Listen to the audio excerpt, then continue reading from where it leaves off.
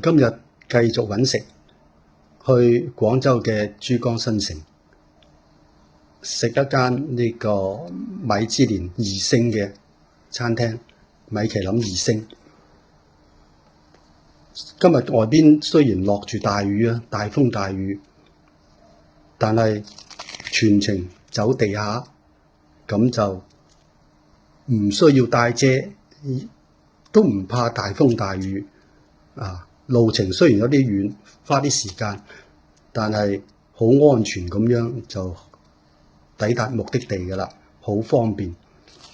喺廣州開私家車或者打的士唔盞鬼嘅，到處塞車，尤其是嚟到呢個珠江新城廣州嘅 CBD 呢個地帶，自己開車泊車費又貴，第二停車位好艱難，你唔知兜幾多個圈先能夠揾到泊車位。打的士呢，塞車，搞到你毫無時間觀念，所以呢，搭地鐵係一流噶啦。如果你係後生嘅話，搭地鐵咧肯定準時嘅。咁到達咗珠江新城之後呢，咁直接喺地鐵出嚟就可以直接入去呢個大型嘅 shopping mall 啦。因為個餐廳呢係位於呢個 shopping mall 嘅5樓咁就好方便嘅，而且行得好舒服。依家係早上，嗰啲商鋪呢啱啱開門，所以呢整個商場呢都好似人流唔多嘅，咁最啱我啦。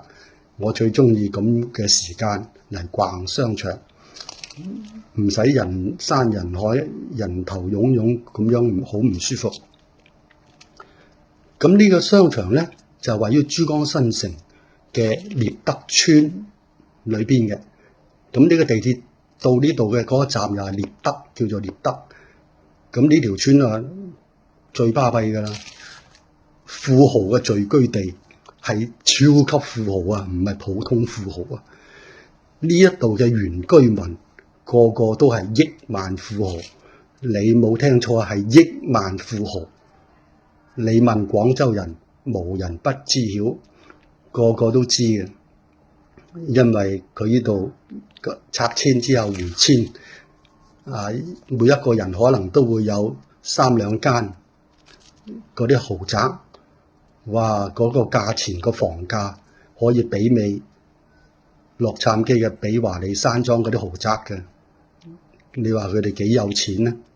而且佢哋每一年仲有分紅，所以佢哋個個真係富到漏晒油嘅。呢個商場咧，主要咧係賣一啲高端嘅品牌，包括有國外嘅品牌啦，同埋國內嘅品牌啦，都係啲質量比較好嘅，但係又偏貴一啲咁樣咯。咁節假日咧都幾多人嚟買嘢㗎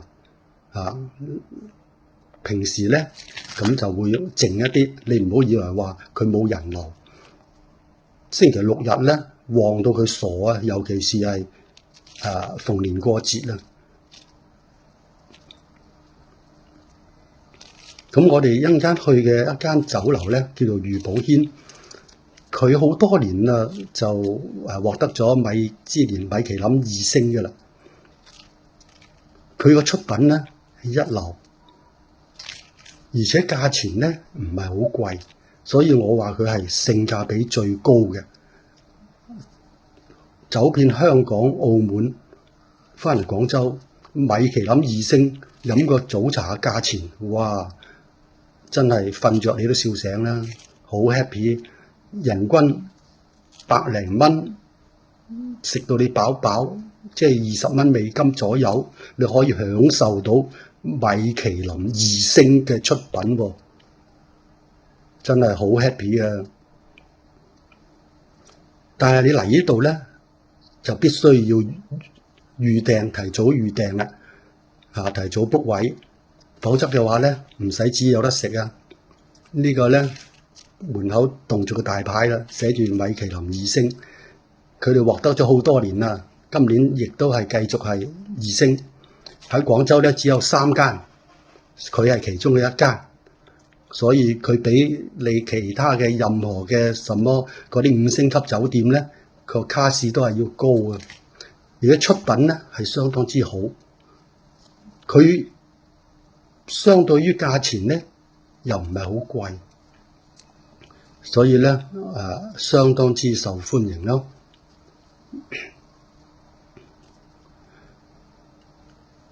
佢嘅餐廳嘅佈局咧，唔係以一個大廳咁樣嘅，係將一個廳咧分隔咗幾個小廳，咁樣咧你坐落咧就覺得好安靜，就唔會覺得嘈啦。所以咧，凡係米其林嘅星級餐廳咧，始終係貴得係有道理，佢會俾翻從環境、出品呢個服務。佢會俾足你嘅享受嘅，呢點佢做得到。我每次返廣州咧，必打卡嘅呢間酒樓，呢個餐廳相當之好。不過咧定位咧就有時有啲艱難，不過要提前咯，提前預訂咯，提前 book 好位，好安靜嘅餐廳，播住一啲背景音樂，一啲鋼琴嘅背景音樂。咁所以你坐落咧係好舒服嘅。咁我今日咧就點咗3個點心嘅啫，足夠啦。以我嘅經驗，食得我飽飽的。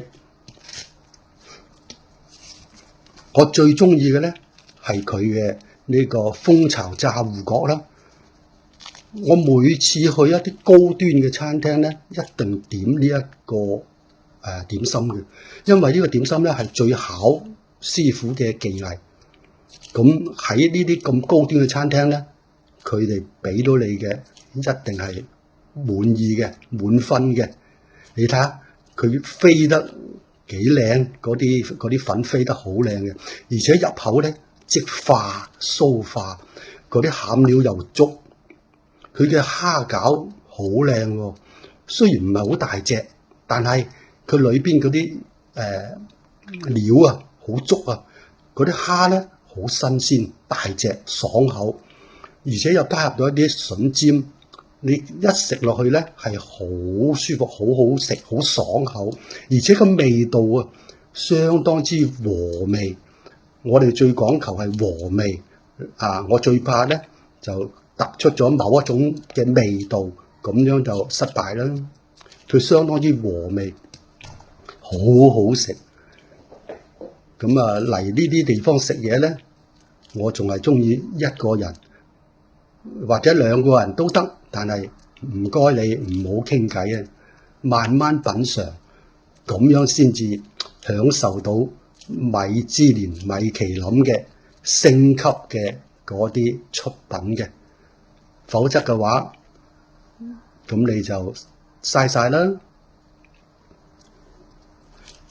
另外咧，佢呢個金網脆皮蝦腸好好食，佢個網係酥化嘅而且咧唔會有油嘅味道，因為佢啲油咧係相當之新鮮而且經常更換，所以係好好嘅。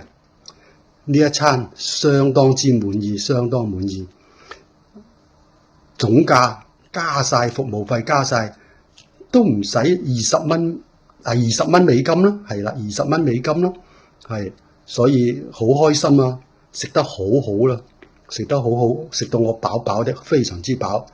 好啦，又到下次再見啦。今日繼續嘆嘆，好舒服好好食，拜拜。